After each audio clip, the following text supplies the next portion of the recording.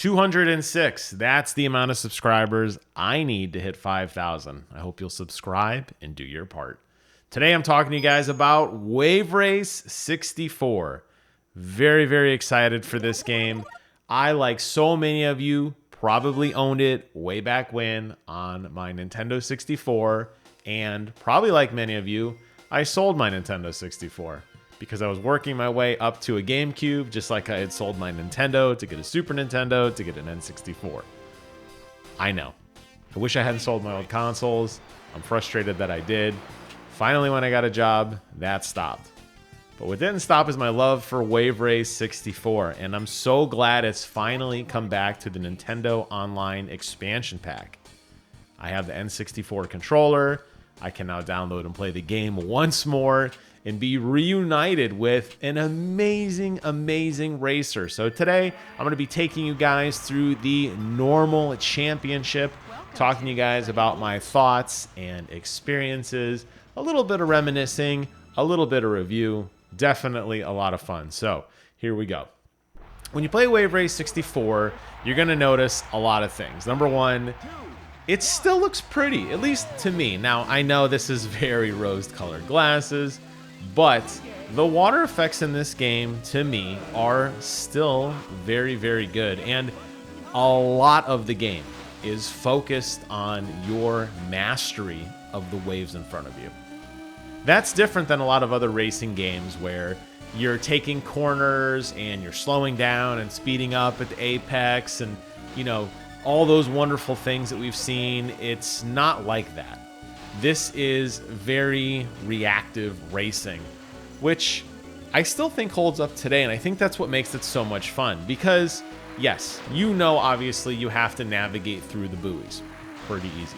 You also know that if you go out of bounds for a couple seconds, you're going to lose, and if you miss more than 5 buoys, you're going to lose.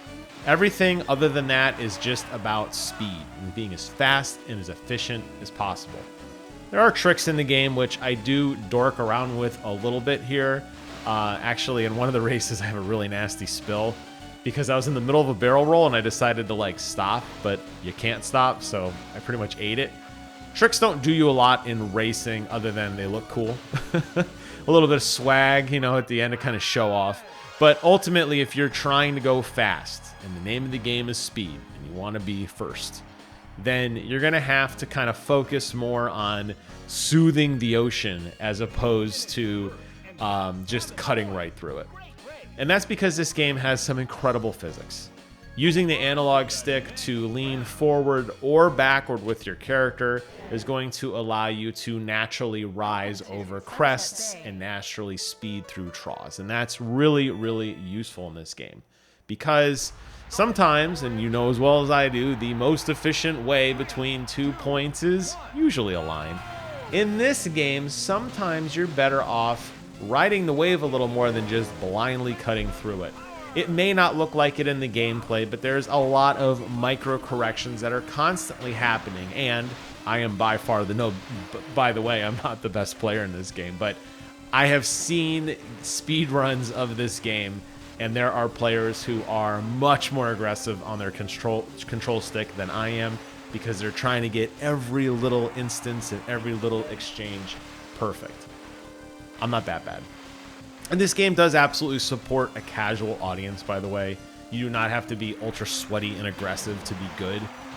You can still have fun doing the time trials or the stunt high score attacks, or just driving around as I used to do when I was a kid, totally ignoring the timer and just seeing if you could do stupid things like, hey, could I torpedo under this wall? Or hey, can I drive my jet ski up on the beach and get stuck? Or just dumb things like that. That obviously exists as well.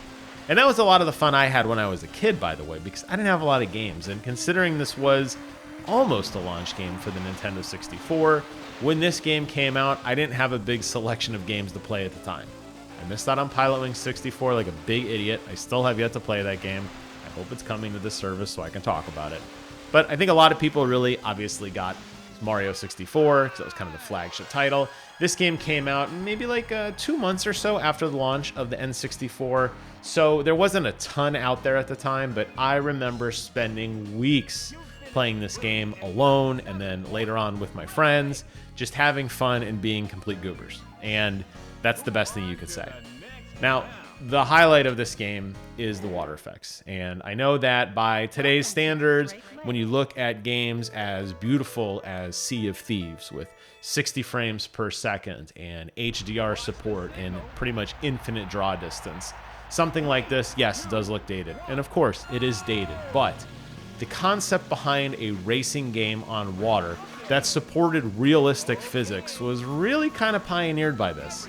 You maybe could argue that other more arcade racer games, Hydro Thunder definitely comes to mind, was something that pushed the envelope as well, but to me, this is really kind of the definitive water racing experience, and I still think it holds up today, even more so than the GameCube variant of Wave Race, which I think looked pretty but added, to me, a little bit more arcade and a little bit more goofiness.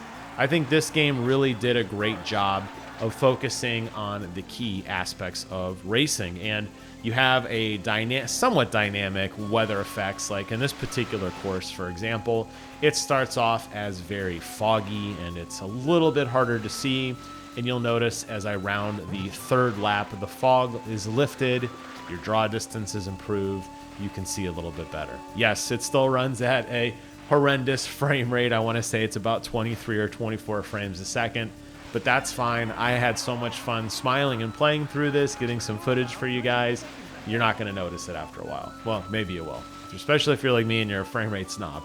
But the fact that there are different weather patterns, essentially, that do reflect on the water.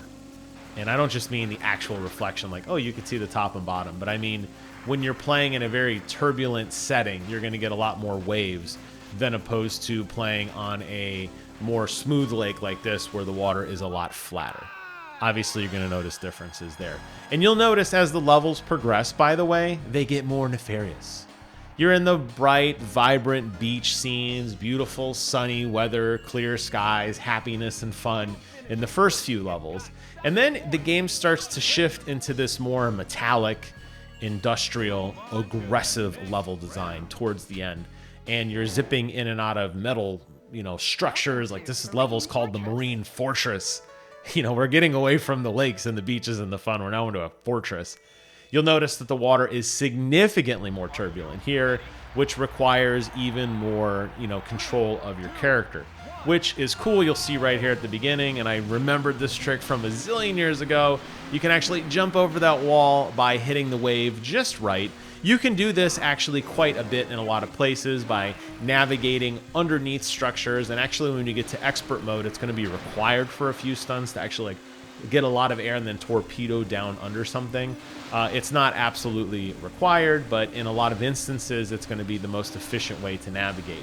But you could see here what I mean about how much more turbulent this water is than opposed to the previous levels that I have gone through. And as much as I want to just go straight, there's a lot of times that I kind of have to control my character and say, oh, okay, this is the direction we're going to go in, got it, and kind of just go with the flow. And that was always a real charm of this game. So I really appreciate that that holds up so well, considering you're playing on an archaic N64 controller. Obviously, the graphics are significantly dated. You're noticing a lot of pop-in, a reduced frame rate. There's not a lot going on in the horizon other than just kind of flat. You got your polygonal character that's in front, which I think is modeled very well, particularly bouncing up and down on the waves, leaning into turns, leading out of turns, being, feeling very spongy and feeling very engaged in the water. I like that, and I think that's incredibly immersive. When you get high speed because you've not missed any of the buoys and you're in max power, I think you start to cruise at a pretty good clip, especially if you use the control stick to kind of bounce on the waves a little bit. Additionally, there are customizations available. I didn't do any of that, but you can customize your ride slightly to give yourself a little bit more top speed or a little bit more turning at the sacrifice of other stats. So this is by no means the fastest you can go. Since this game doesn't have anything like boosts where you hit a button and get an insane amount of speed, you really feel rewarded at the end of a race for actually sticking through it and hitting all of your turns and navigating effectively. And you'll see coming up, I believe this next race, I totally don't do that. And I pay the price. And honestly, that's kind of how I think it should be. Unfortunately, some of the accessibility that you would expect in modern games doesn't exist here. So if you're on lap 3 of a 7 race circuit in the very last turn and you screw up and it costs you the championship, there's no redos. There's no rewinds. You start over from the beginning. So there is some punishment there, and I feel like that may warrant some people kind of like, ooh, I don't know if I really like that. I totally understand. But it's fun, and I think that the system works. The races are pretty quick. I complete this entire circuit in a little over 16 minutes. There are time trial modes for you to kind of work on some of the more finesse and difficult turns later on. As the difficulty increases, there are more obstacles. The water becomes more turbulent. The AI obviously is significantly more aggressive as well. You'll find things in the ground like little spiked balls or more crates. More doors will open, like right here off to the right-hand side of where I just actually ate it. To the right-hand side, there's actually another door that would open on harder difficulty that would allow you to kind of circumvent this longer loop. So there are multiple routes in which you can navigate through a level sometimes, and there are risks and rewards associated with those. This is obviously a lot easier, but it's a little bit longer, so you got to kind of take that with a grain of salt as well. Throughout the entire experience, you are going to be treated to some of the, if not the best music, I think, in a video game. It is so fun and impactful. Each level and each sound sounds so good and fun, and it's chirpy, and it's a soundtrack that just will put a smile on your face. You will feel the need for speed, and you will enjoy the music doing it. Absolutely no doubt about it. So I have to give a shout out to a really, really cool soundtrack. Now, one of the things that a lot of people like to do, and I used to do quite a bit when I was younger, is just mess around and have fun with it. And there are some very light Easter eggs in this game. The most notable, of course, is getting to ride the dolphin. So if you're playing on a time trial mode, you may notice that eventually at some point you'll see a lot of dolphins in the horizon and all that wonderful stuff, especially when you're doing the tutorial. Yes, you can actually get to ride one of those dolphins. It's really no different than riding a jet ski, other than it looks different and it's fun. And zipping through the piers where the water level rises or lowers, and zipping through wooden beams going like Mach 10, or at least feel like it, on a dolphin is definitely some of the most fun I have had with this game. So that's really, really cool as well. In terms of Rumble Pack support, unfortunately, this is not that remastered Japanese version that came out years later. A lot of people probably don't even know that there was an emphasis on that. But since this was one of the first games that came out prior to the Rumble Pack with Star Fox 64, unfortunately, this game does not support any Rumble. They did release a special edition of this game years later, or was it maybe a year or two later, that was Japanese only, unfortunately.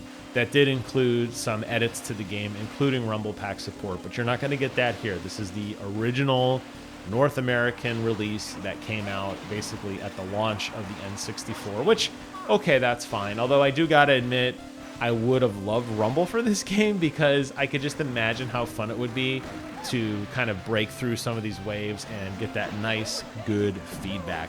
Which leads me to wonder, at some point, now that this game came out and myself, and I'm sure many others, are going to be talking about it, it begs the question, will we ever get another Wave Race game? I sure hope so. This franchise has been dead for, I think they said 22, 25 years. You have to go back to the launch of the GameCube to see the Wave Race launch there, since we have had anything official with this game. But, one can hope. Us fans like Metroid who have been waiting patiently, or us Star Fox fans who have been waiting patiently, absolutely throw this game on the list. I think despite some of the hiccups with a little bit less than stellar frame rate and, obviously the graphics, but understood, it holds up incredibly well, and it's a ton of fun. And I promise, if you have a Nintendo Switch and the expansion pack, I promise you probably have not played a game like this before. It's just so different and charming in its own way, and the water effects feel good and natural, and putting through those difficult turns and everything to complete a circuit to move on to the next difficulty is tons of fun. It doesn't have all the stuff that you're expecting in today's games with cosmetics and unlocks and microtransactions and tons of skins. It's really just 4 racers, a couple jet skis to select from, and some minor customization available in fine-tuning the build of the vehicle.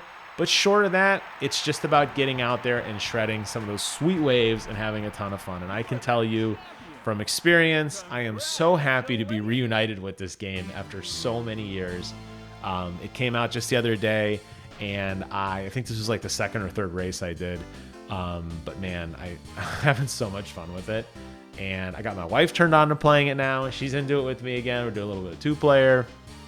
It's a great experience, and it's just going to leave a smile on your face. So those are my thoughts on Wave Race 64, a phenomenal experience, and absolutely quote-unquote free if you have Nintendo Expansion Plus. That's it for today's video. I hope you guys found this interesting and fun. It makes you get out there and play some Wave Race. And until next time, I will see you guys on the other side.